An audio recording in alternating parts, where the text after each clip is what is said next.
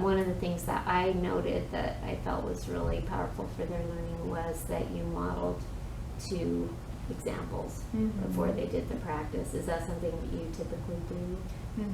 Yeah, I really try to do gradual release, even if it's discussion based. Like, I try to have the question up there first, and then they have, generative thinking time, and they're able to decide what they think before they're asked to share out, and they share with a partner, and then they share with the class.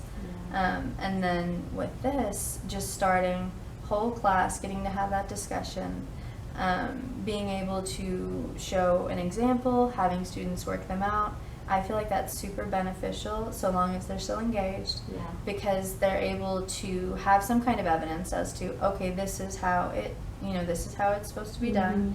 This is how you work it out.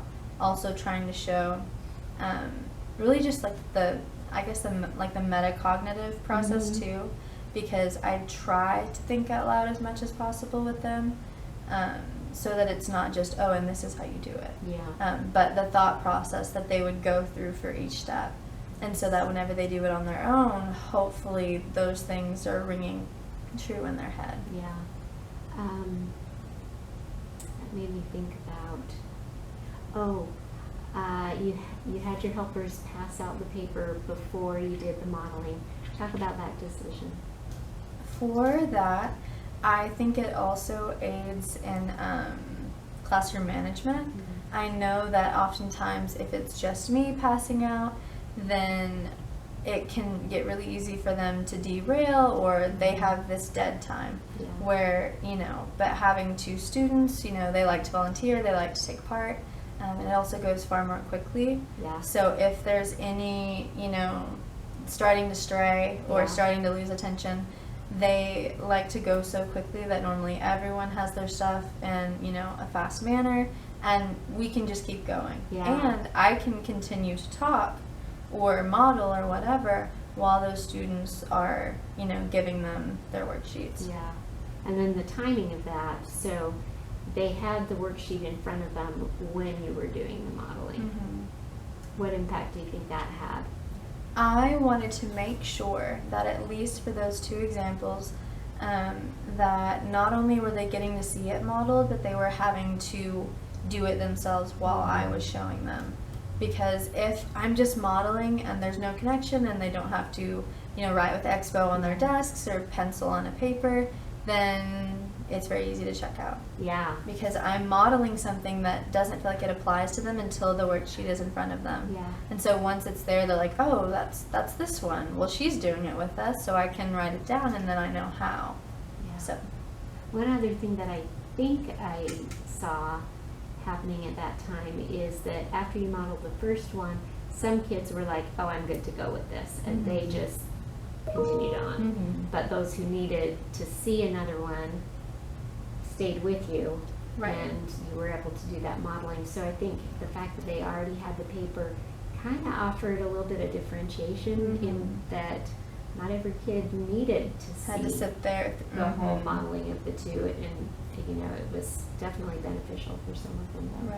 And then one other good teacher move, you let them choose which one was going to be the second problem that you modeled.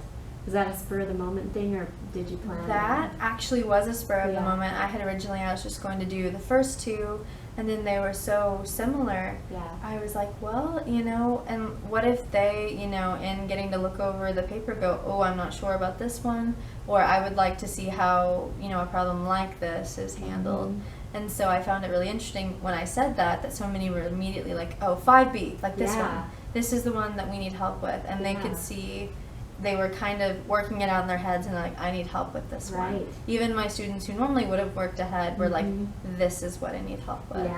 And so that was really because they'd already had the paper, and so they'd been looking over it, and the ones who did feel confident, I think, looked over it and then were like, oh, but this one, just a little different. So that, and offering choice is just always a good thing, because it's one of those things that hooks kids, helps them feel more engaged and motivated to carry on because they've had some say in the matter. So having choice is one of those big pluses for student engagement. Anything else that you're thinking of in terms of the lesson while I kind of look over my notes? I think one of the biggest things that I was so excited about was that, again, students from all sides of our all sides of the classroom, whether it's that they, math is their strong suit, they love it, they actually enjoy it and they want to do more, to the students that are needing supports and sometimes math is the worst part of their day and they don't even want to think about math.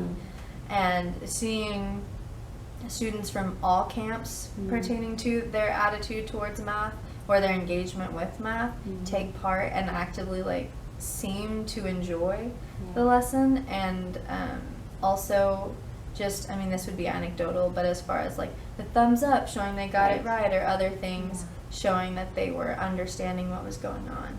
So that was very encouraging, given the previous struggles the day before with similar content that was probably a step further.